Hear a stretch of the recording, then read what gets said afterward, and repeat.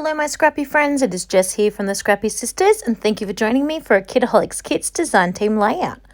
So I started this layout by diagonally tearing the peace sign piece of paper in half, and I was hoping to only have to use half of the paper, like so, to now just keep this full triangle to use, because I love the florals on the back and I wanted to save the florals for a different layout. But then I realized when I did this, because this is the look I'm going for, that of course the peace signs go in a certain direction, and so therefore I needed to do this one as well so that I could get two triangles with the peace signs going in the correct direction, because this is the look I want for my specific layout. So I ended up having to tear the full 12 by 12 into 4 triangles, which actually makes sense now I think about it, to be able to have 2 of them in the correct direction. It's all good. I still plan on using that floral paper later down the track. Then I pulled out the print shop stencil that we got in this month's mixed media kit, and the super cute this one is, I want to say Tattered Jeans, I think, from my stash. This distress ink, we did get a distress ink in the kit. We got a red one, and again, just wait, I'll be using the lumberjack one in another layout further down the road. So this is the general look of what I'm going for, but I realized very quickly that I need to kind of fade out with my stencil a little bit more, because it looks very distinctly a rectangle right in the middle of the page. That's not quite the look I'm going for. I did want to keep buffing, and I definitely wanted the ink to kind of settle off a little bit. So you'll notice that I'm rubbing with my brush sort of in the center of the page and really darkening up those center circles before rubbing my way outwards, so that the ones further out of the page, further radiating out from the center, are a bit lighter in color. This time here, I didn't even put any fresh ink on my brush. I did this time, but the time before I didn't, just so I'm using those last little remnants of ink that are left on my brush to really give that light effect. If you are in Australia and you are checking out this process video and wondering about those brushes, they are the Kmart makeup brushes. They're $12. They have 3 sizes. They're pretty cool. Then everything you saw there was the general gist of what I'm doing, but I decided last minute to grab out the grit paste from last week or last month and add some flower-shaped grit paste on top of my circles. The flower is also one of the stencils in this month's kit, and I just gave you a really brief flash of that a second ago. It's really difficult to see, but you can see it in my close-up photos at the end of this video. Even though I tore my pages, because I used a ruler to kind of keep them fairly straight, they don't have enough of the messy, distressed look that I would like. So I'm adding to that by just roughing those up with my scissors, cutting off the branding strip. I just kept this in because you can see a bit more of that grit paste when the page was on that angle there, to sort of see that that had been added on. I really seriously thought about flipping this paper over and using the floral paper, because I just love the flowers, and look, they totally would have worked, but I just felt for the rest of the layout and for the subject, I really needed to stick with my original idea using this blue side, but gosh, it was hard because those florals are so beautiful. So this layout is essentially my son is receiving 2 awards at Assembly that week. He got his Premier's Reading Challenge Award. Again, you'd need to be an Australian to understand what I'm talking about there, or a Victorian to understand what I'm talking about there. Basically, the Premier sponsors a reading challenge every year where there's a set number of books that your child has to read. You then enter them into a website, and when they have read X amount of books, they receive a certificate. So he got that, and he is very excited. And then he also got a sports award as well, which was super, super cool. It did so happen to be pajama day, so he's literally wearing his pajamas for these photos, but you know, it's all part of the story.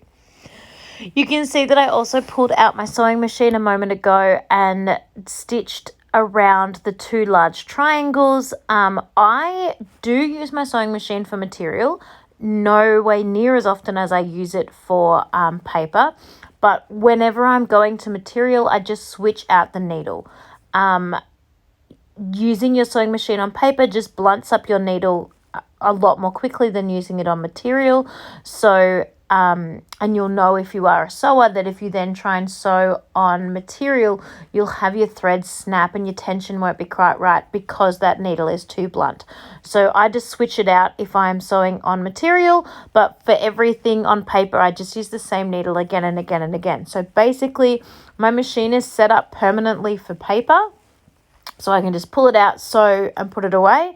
And if I am doing material, I will then swap my needle out. And every now and then I just give it a bit of a dust and a bit of a blow just to make sure there's no sort of fragments of paper sticking around. But I've found no trouble whatsoever, and it's works super well. So I'm very happy with that. So now I'm going to embellish up this layout. I don't want too much. I feel like there's quite a bit happening in the layout already with the mixed media and the 3 photos. So I'm just keeping it fairly simple, obviously with everything sort of centered around those 3 photographs. They were originally 3x4 size, the photographs, but I cut them down quite a lot smaller. They're about 2 inches wide now. And the reason I did that was one, because Jack was the focus and I wanted to hone in on Jack and fit the 3 photos into the center of the page.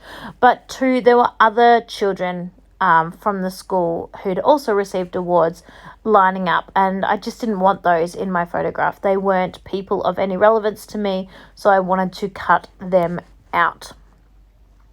Then, as you can see, I've popped on a title. This title we did get in a kit, but I couldn't even tell you which months.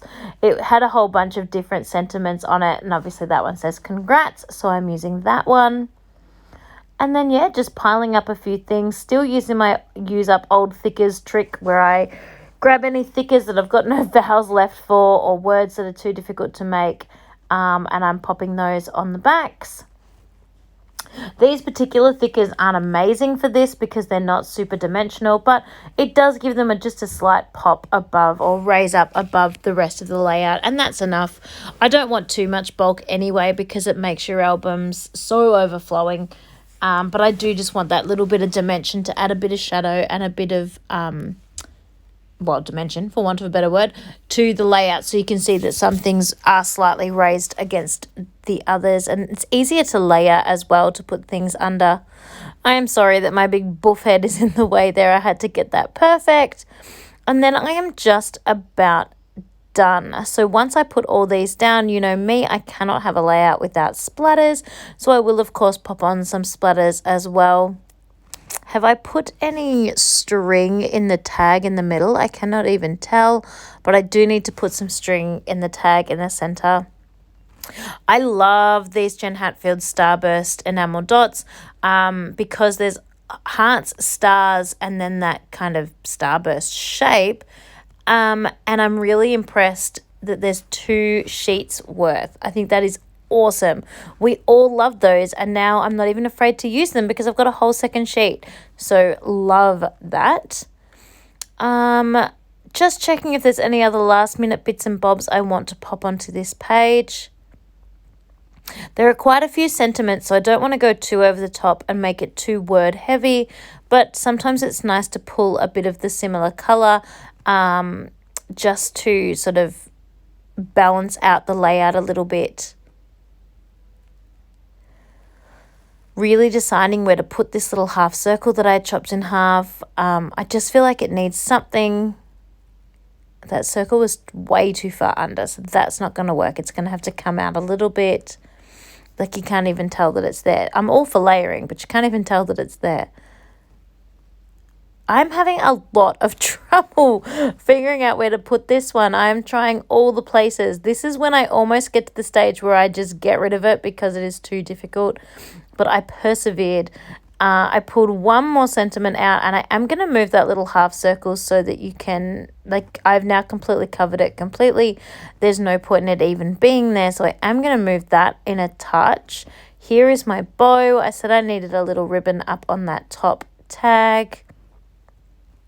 And I tied that one in a bow, just making sure the ends aren't too long.